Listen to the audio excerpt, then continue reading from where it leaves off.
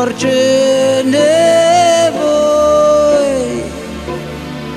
să sparg paharul și să zic: sunt acum aici cu voi.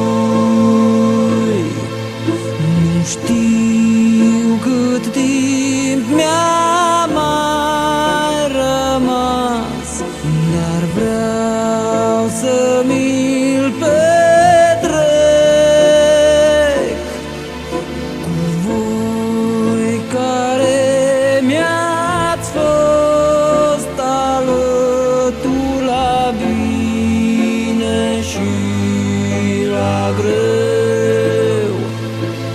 Și de-o fi și eu să mor, nu vreau să vă întristați, să cântați și să jucați până-n zări. Și dacă din când în când o să vă priviți în gând, voi fi aproape de voi.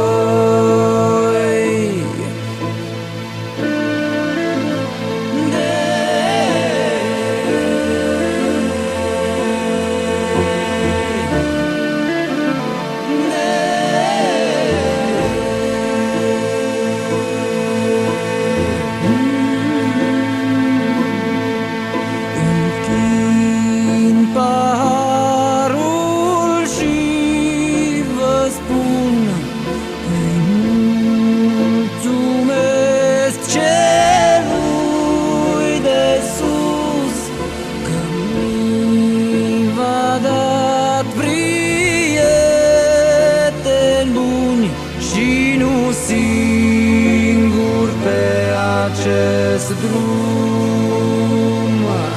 Și de-o fi și eu să mor, nu vreau să vă întristați, să cântați și să jucați până-n zări. Și dacă din când în când o să vă priviți în gând, voi fi aproape de voi. Și de-o fi și eu